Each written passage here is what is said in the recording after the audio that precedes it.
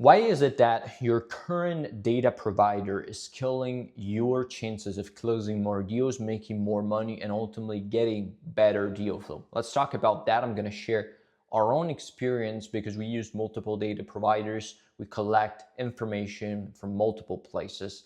And what we've noticed when working with clients or also when talking with people in the industry that do acquisitions or they advise on acquisitions is that a lot of them tend to put all their eggs in one basket, and they ultimately don't understand why they're not able to get more deal flow or more quality deal flow. So I'm going to break down the reasons for that and why that is the case and how you can fix the issue potentially. For those of you who don't know me, by the way, my name is Marco Palmero. My company Ulysses helps private equity groups, search funds, investment bankers in originating deal flow. So we take the entire process of finding deals off your shoulders so you can focus on closing more deals, making more money, basically doing what you do best. And we either install the system into your own business or we run it for you and we just bring you the motivated sellers. So based on that, in our experience in doing these things, what is it that is not working when you basically rely purely on one data provider? And it doesn't matter who the provider is. The first thing that we need to understand is that there's no source of data that is 100% accurate, complete, and pristine. And a lot of people make this huge mistake of thinking that there's one source of truth, almost like a motherboard of data providers that collects and aggregates all the data, and you can basically just buy that and you're going to be good. That's rarely the case, and that doesn't happen really. And it is still quite funny for me to see how many people, even experienced guys, believe this thing and they say, well, we always use this because they're the best. Yeah, but I mean, they are not comprehensive enough in most cases. And I'm going to show you the reason for that in about a second. Now, first, before we do that, let's just break down this belief and this type of behavior and why a lot of people believe that there's one source of truth. Well, there are two kind of like way of thinking when it comes to this. Some people purchase some kind of data platform or some sort of data and they got good results with it, and therefore they started to believe that that was the best possible solution. And of course, nobody can blame them if they got results. They want to use that over and over again. But over time, these resources tend to deprecate and become less useful. And people still stick to the same resource just because of the initial results that they got. And so they don't realize that over time, they might get diminishing results without even realizing it. On the other hand, there are people that believe that somebody is better just because, from a brand perspective, they are positioned as the best possible option, the best possible solution. And so they will trust them implicitly just because they're perceived as the best. Now, there's nothing wrong with it. And of course, this is not an attempt to discredit any of the work that is done by data provider. It's just putting the facts in front of you so that you can ultimately realize what's happening there. Now, first of all, we need to understand that a lot of data providers are aggregators of information. So even if you're buying data from some sort of platform, you're going to get information that has been collected from another main source of info. It might be LinkedIn, it might be Google, it might be someplace else, it might be company directories, you name it. So even that as a starting point is kind of frightening, because if these data providers are collecting information from third-party sources and then enriching it, then it means that they might not collect all the data that is accessible on these on these third-party platforms. And if they don't do that, then how can you expect to have 100% coverage over your market? But secondly, these people collect information and then enrich the information based on what's available online, which means we're leaving out a lot of the stuff that might not necessarily be accessible through the Google, the LinkedIn, or the data providers of this world, but they still might be, someplace for you to find it if you were to look hard enough. So The first and initial kind of like understanding that we need to have is that databases are incomplete by nature. And the simple fact that any market is constantly evolving requires these platforms to update data constantly.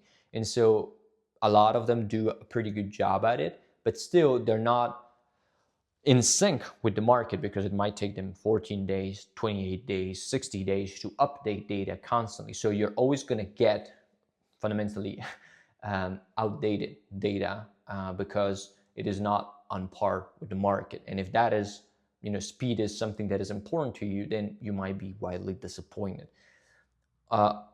Another thing for you to consider is that the data that is stored on these databases might not be what you actually need in order to get results in sourcing deals. Explain.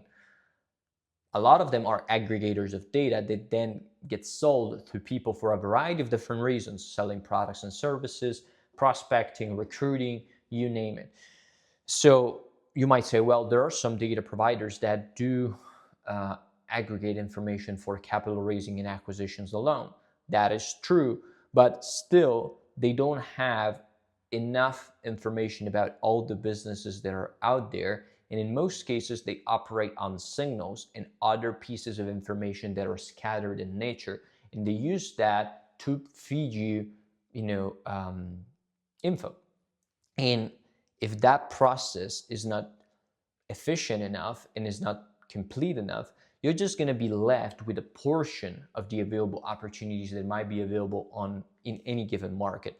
Let me give you an example to crystallize this because I think it's going to be very explanatory. So there was a data platform, not going to mention their name, that we were using, and we were collecting data from them. And one of the things that became apparent is that they were using signals to identify and spot potential acquisition opportunities. And so we said, okay, let's test that out and let's see how this performs. Well, we kind of like compare that to other places that we were using to find data. And we saw that compared to these other places, they were just putting in front of us about a tenth of the available businesses. And we said, okay, but those might be more qualified opportunities because they are filtering people by signals. So these might be good indicators for us to detect qualified opportunities that might be interested in an exit. Now, we ran a campaign with that data, and the results that we got were actually worse than running the entire list of people that were not qualified by signals and just getting their feedback in. And the reason for that was actually quite simple. The signals from an M&A perspective are very difficult to spot. So it's not like we are looking at companies that have raised financing in the last 12 months, completed a round, hired people, and we're using these signals to sell them a product or service. If you're in that industry, of course, these signals are going to be very, very useful because then you can target specific companies that are going to be in need for something based on certain actions that they took in the past. But when it comes to acquisition, it's very difficult to predict the behavior of a person that is going to be interested in exiting the business in 3 to 12 months' time. A lot of folks say, well, if they hire a finance team internally or a new CFO or something like that, they might be trying to put their finances in order to evaluate an exit. In my experience, that's total crap. It doesn't mean shit. I mean, it might be a signal for a potential exit, but it also might be just people going through new hiring activities. So the point I'm getting at is it is very difficult to spot exit signals, which kind of like leads me to my point of, okay, if a lot of these people, a lot of these data providers are collecting data and putting data in front of you based on signals, then how can you trust these signals to be the metric that finds deals that are qualified for you? Problem is, again, a lot of folks trust these data points and then they wonder, well, one, why they're not getting enough deal flow. Two, they feel the market is capped. Three, they ultimately start to believe that there are not enough opportunities or that what they do is not working for whatever reason. The truth is, if the input in your system is wrong, it doesn't matter how good you are, you're going to get poor results at the end of it. So from a data perspective, what I've noticed historically is that it is very important to gain coverage and ultimately test multiple providers and combine them to ultimately cover blind spots. And don't rely on signals too heavily when it comes to acquisitions, because they tend to be very, very unpredictable and unrealistic. Even regular filters that you might find on data providers like revenue or profit or stuff like that tend to be very sketchy numbers, because they're generally estimates and they're based on data that is not publicly disclosed, especially if you're looking at private companies as acquisition targets. And it might just be based on feedback that people provided or surveys that were compiled. And these things tend to be, again, very inaccurate in nature. Example I can give you: we sourced a deal that came from a database that was estimated to be 5 million revenue or something. As our client got on a call with the motivated seller and started asking questions, it ended up being like a company generating 800K a year in revenue. So that's a big difference, right? You say, what the fuck? But again, in that data provider, that's what was displayed. Now, what I'm trying to say here is that we should always take any data provider, almost like we should use them, respect what they do, and value what they do, because it is indeed very valuable, but not use them as our source of truth, because otherwise we're just going to be very disappointed, and we're just going to have a partial view of what the market is, and we're just going to operate on incomplete information. And that is the most dangerous things you can, one of the most dangerous things you can do if you're in business acquisition. I don't care if you are an advisor that wants more sales side clients, or if you are a private equity group, a search fund, somebody that wants to buy assets. It is very dangerous for you to operate on incomplete information. And if you use a single data provider, you're going to mess up. I don't care who you're using. I mean, I can name you all the major players in the industry, and you know who they are.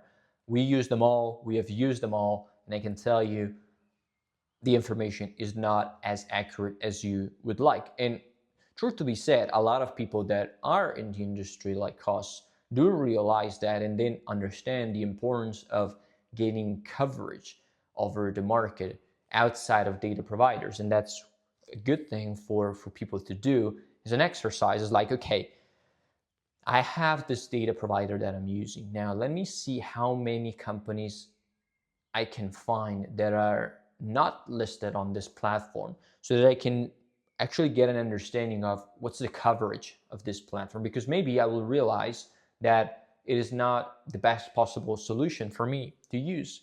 I mean, there are many platforms that, again, list millions and millions of leads, and they use that as a selling proposition, but the truth is only a tiny portion of them are actually business owners. So for us as M&A professionals, or as people making acquisitions, a lot of that data will become irrelevant or redundant. And so that might not be super useful, or might not be worth the money that they're charging us for it. So again, data providers might be killing your chances of making good deals for all these reasons. And now I'm heading to probably the most burning issue of all, that most people don't realize, to be fair. And I think it's puzzling. And I mean, even very experienced guys that I talk with sometimes don't seem to realize this, or maybe they just lie. But if you are using a data provider to source your information, chances are a dozen other of your competitors are using that data provider too. So in most cases, what's going to happen is the data that is in these platforms is going to be used and used and used again. And the leads that you're going to be reaching out to, or the business owners you're going to be reaching out to, are going to be fundamentally more resistant towards responding to a certain type of message or proposition about an exit, about an advisory, and whatever. Now, is that necessarily something that can kill your chances? No, it just means that you need to be 3 times better than your competition in order to get a response. So why don't we try to fish in a place where it is a little bit easier to get a response because maybe data hasn't been tapped so many times, and we still use the data providers. Nothing is stopping us from doing that, but we also get these low-hanging fruits that are available out there because we are able to build a system that covers the market in a more efficient manner and basically does the work that a lot of our competitors aren't willing to do, because ultimately that's the point, right? People buy data providers because they think they can just log in, find data, find deal. It is not really like that, but you get what I'm saying. So that's another important point. Data providers might kill your chances not only because they're operating on wrong signals, but because you're accessing overused data and you're competing with other people for the same deals. It's almost like saying, I'm a individual looking to buy a business, I'm just going to look at it on Biz by Sale. Well, over there you're going to find listings, and many people are looking at these listings, so you're immediately competing with them. Same thing applies to somebody looking at data on X, Y, and Z platform. I'm going to reach out to these business owners to see if they're interested in an exit. Well, guess what? Everybody with a license to that tool can do that, and just as you're doing. So how can we find a portion of data, and how can we identify that portion of the marketplace that is untapped so that we can ultimately get that disproportionate results that we're seeking out of our process? Those are some of the thoughts that I think are important for you and us to realize when we go ahead and execute on our deal origination strategy. Data providers can be a very good starting point, but they're not the panacea to all evil.